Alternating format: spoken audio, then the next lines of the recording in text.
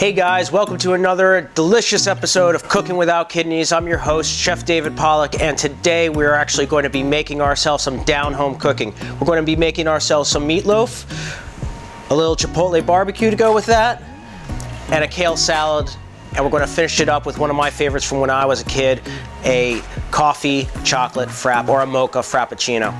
All right, so to begin, we're going to start with our sauce. And we're going to start with our two peppers, and we're going to roast them on the stovetop.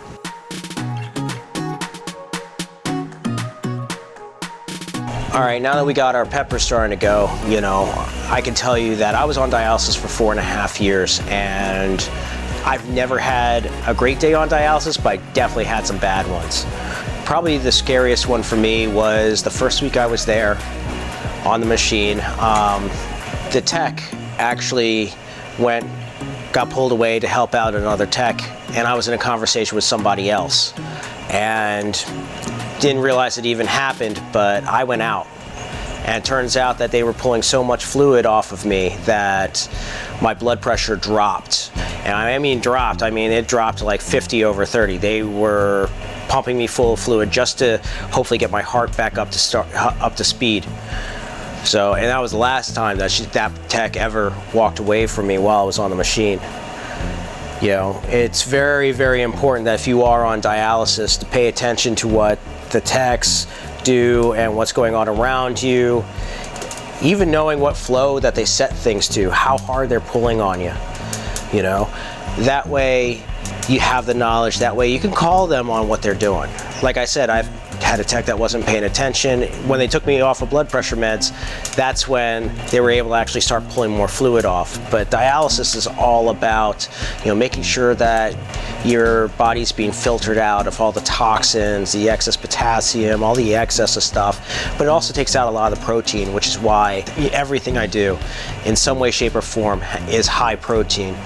So that's why instead of using ketchup, as you can see, my barbecue sauce, I don't use an ounce of ketchup in. We're actually using peppers that we're going to roast. We're going to cook them down actually in there. When we pure the whole thing, it's actually going to give the thickness and richness that we're looking for. The brown sugar will bring out the sweetness. It'll be delicious. As you can see, our peppers, nice and black all the way around. These guys are done.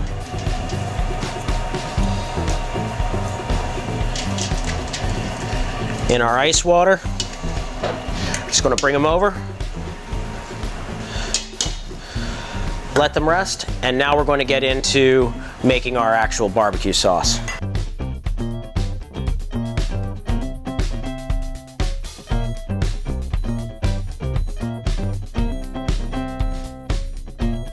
We got our little bit of vinegar, our brags, and honey. Our chipotle is going to add a good bit of spice. We got our mustard and brown sugar that are going to help to balance everything out. Okay, so we have our pot already warmed up. We're just using a little bit of olive oil. We're going to start off with our onions, our ginger, and our garlic.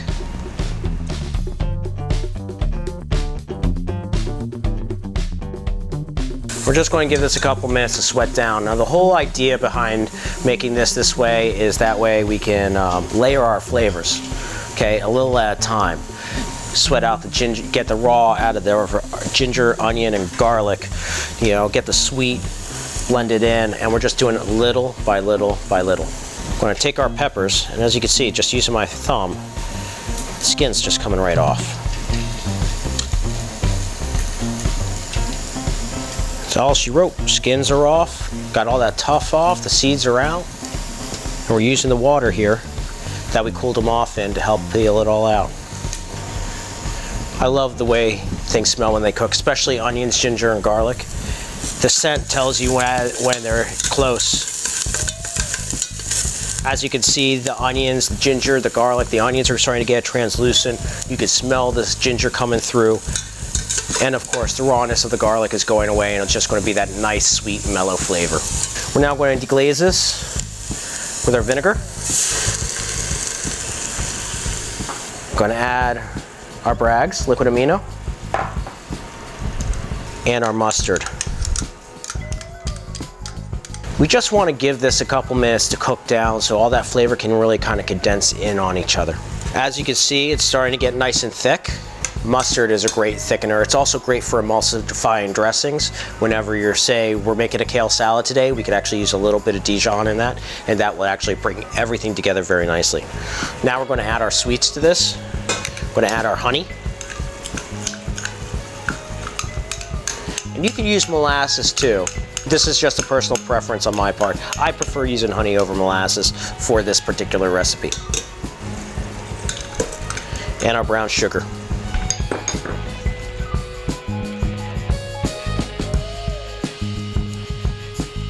We're going to wait for our brown sugar to dissolve, and then we're going to add in our real heat source. We're only going to add about 2 of the chipotles that I have here.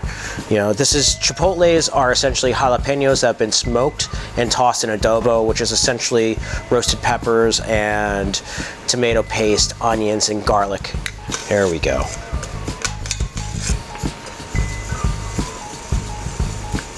A little lump of brown sugar.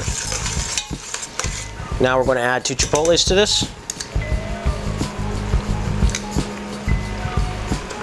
I didn't add all the juice, it's not necessary. It'll come through really well in this.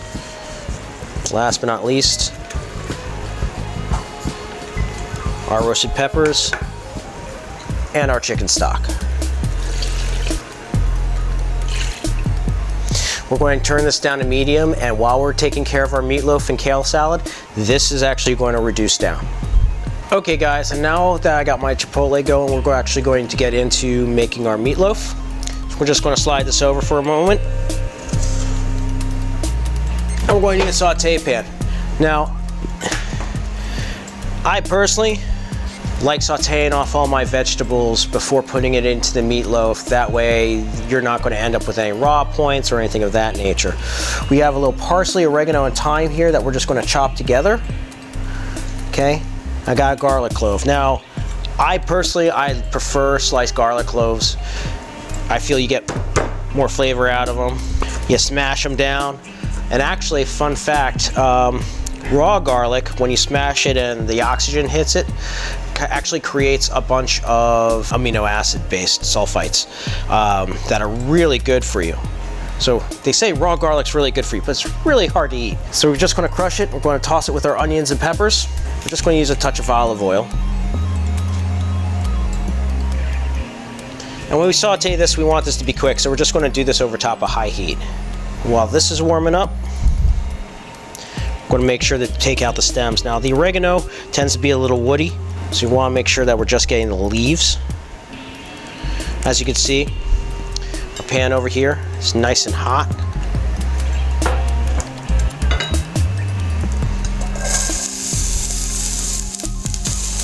We'll put our onions and peppers in. We're just going to let them sweat.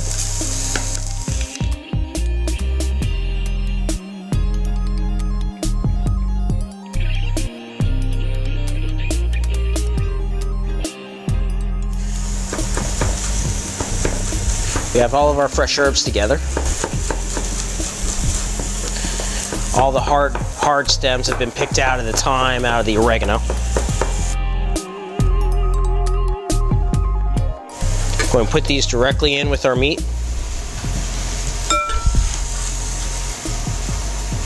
And then in a separate bowl, we're going to take a half cup of the oats.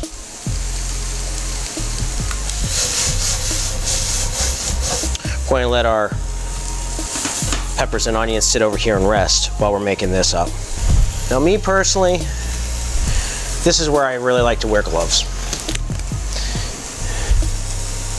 We're going to take our eggs and our cup of milk.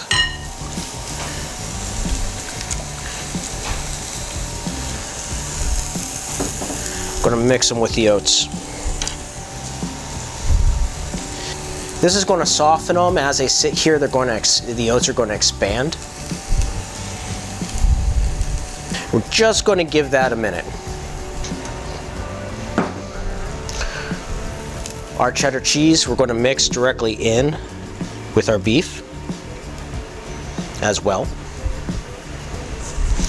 Now, I tend not to mix up my meat until I have everything set and ready to go for it. The fact is, if you mix it too much, if you've ever had a meatloaf that has gotten a little tough or seems to have gotten a little grainy, usually it's because it's been overmixed. You can counteract that if you overmix it by letting it sit in your fridge for an hour or two, so the proteins have a chance to relax. But it'll keep things from getting tough. Just going to add just a little bit of Bragg's to this. There's going to be so many flavors going on. We're not going to need a lot. I'm going to grind a little bit of fresh black pepper into this. As you can see, the eggs, the milk, the oats start to absorb it, start to soften. We're going to add a little at a time until we get the consistency that we want. And yes, I'm mixing the cheddar right in. It's going to make for a gorgeous, soft meatloaf. I'm going to get all that fat from the cheese into it because we're only using a 90-10 blend. I'm going to let it set for about 5 minutes. Our peppers and onions should actually be cool enough that we can add them.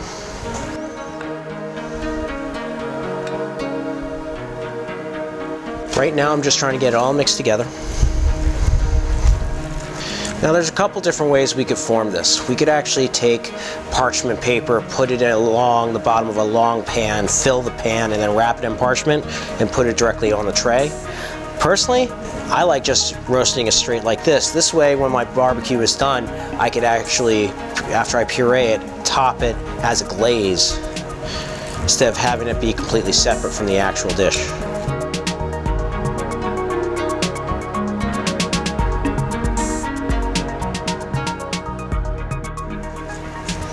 And you'll feel if you've overturned this at all. You want to try to keep this even in size all the way around. And now this is going into a 325-degree oven for the next half hour, 45 minutes.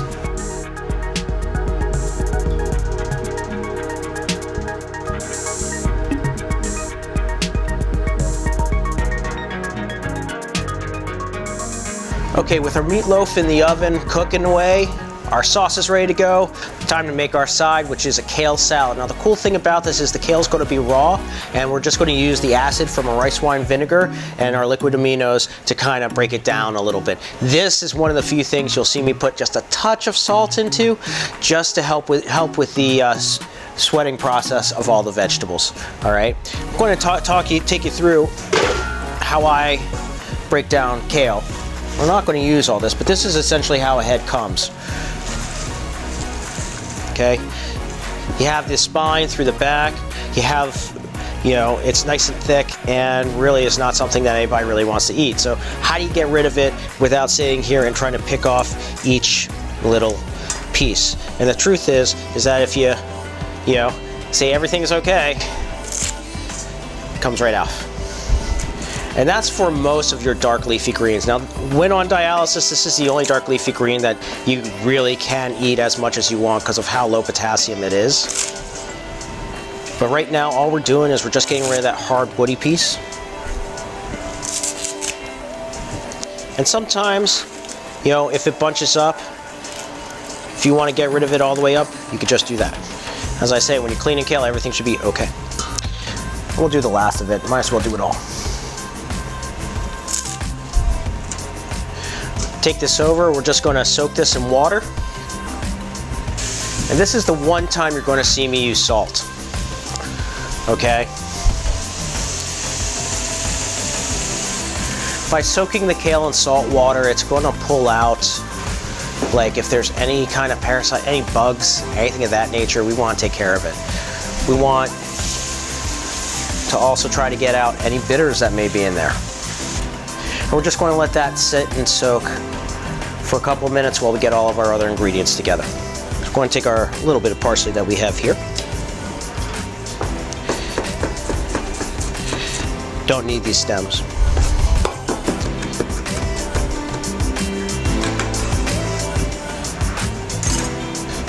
And we have here our red onions, our carrots, our bell peppers. We're going to start to get all this into here to marinate it.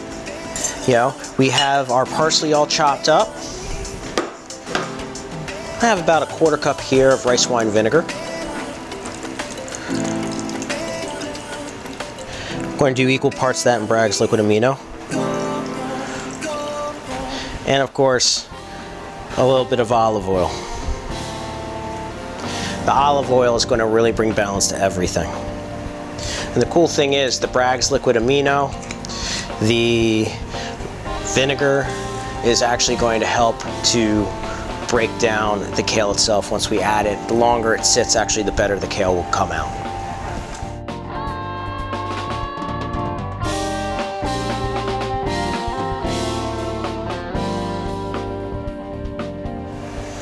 Now all we need to add is our kale.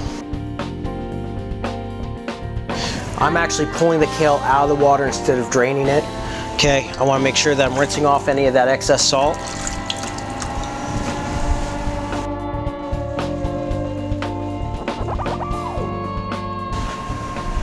All right.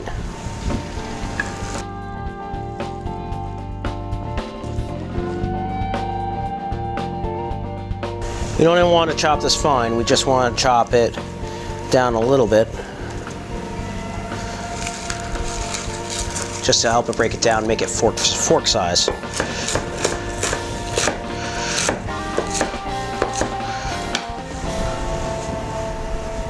We're only going to use half of what we have. The rest of this I'm just going to put back in the fridge in a bag with a little bit of paper towel in it, so that way, you know, it'll last a couple days to a week. And now we're going to mix this up. You could use a pair of tongs if you want. Using my hands, I know I could get all the way down to the bottom, and plus I know that I'm also not going to spill it and make a mess everywhere. So we're going to let this sit out while our meat is cooking.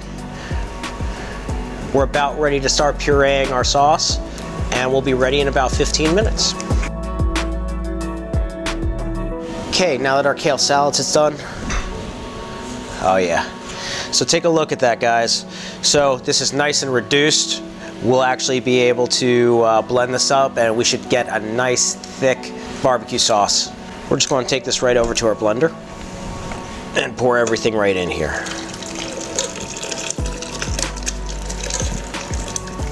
Now, if it doesn't seem to be thick enough, we can always put this back on the stove and reduce it down. That's the beauty of doing our barbecue like this, is that we can always cook it thicker.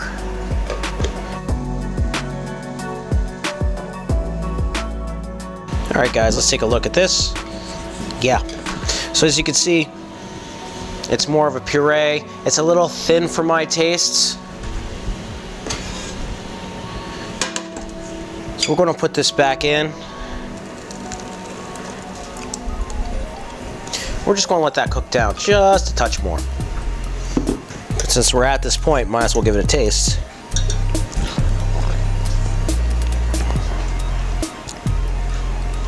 You get the slight heat from the chipotle in there. You're not getting the full-fledged like kick in the head. The honey and the brown sugar really kind of balance it out, and you get that nice bitter from the mustard. It all is very well rounded and works really well together. While we're reducing this, let's take a look at our meatloaf and see where we're at.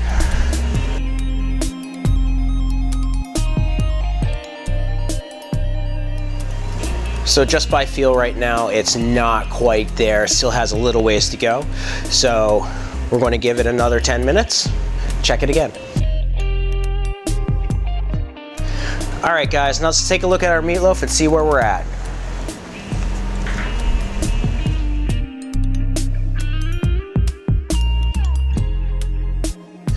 Now right now we should be nice and firm to the touch. Oh yeah. So we're just going to glaze this, and then we're going to put it back into the oven. And as you can see, this reduced down real nicely over a couple of minutes.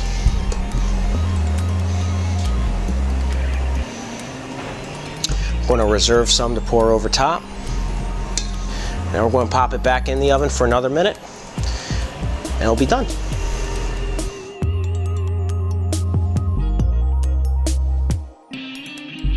All right, so like I said, I have a little bit of the chipotle barbecue here. We're just going to put that in a bowl.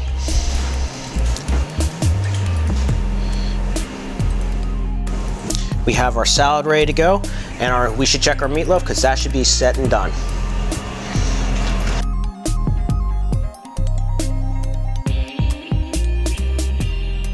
Look at that. It's got a nice little glaze on it. Look at that, doesn't that look delicious? All right, now we're going to plate. So we got our delicious kale salad here. It's been marinating. And like I said, you can let this sit overnight and it actually gets better with age. And this meatloaf is so soft.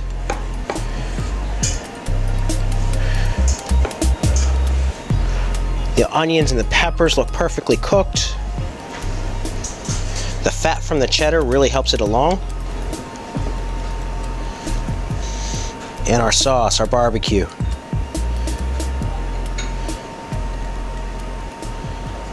Here you guys go. Enjoy.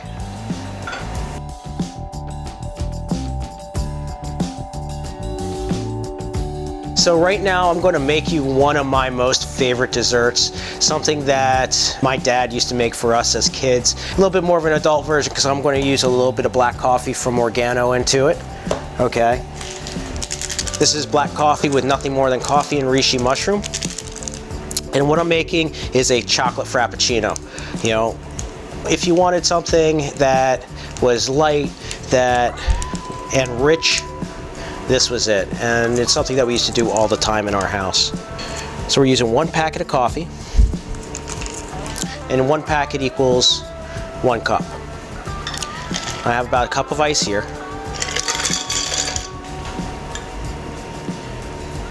I'm going to use a half cup of milk. We really want more ice in this than liquid, just so that way it will stay very thick, very rich. I'm using a little bit of agave in this. And of course my own personal favorite, chocolate.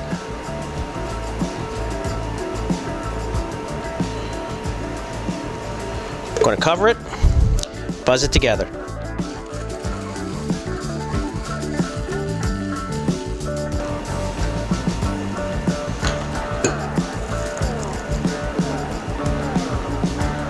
Thick, rich dessert in a cup.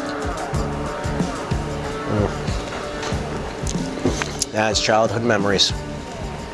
In any case, guys, thank you for joining us today here on Cooking Without Kidneys. I'm so glad you were able to hang out, check out our meatloaf, check out, you know, my childhood favorite. And we'll definitely be seeing you next time where we're doing a little bit of roast leg of lamb. See you then.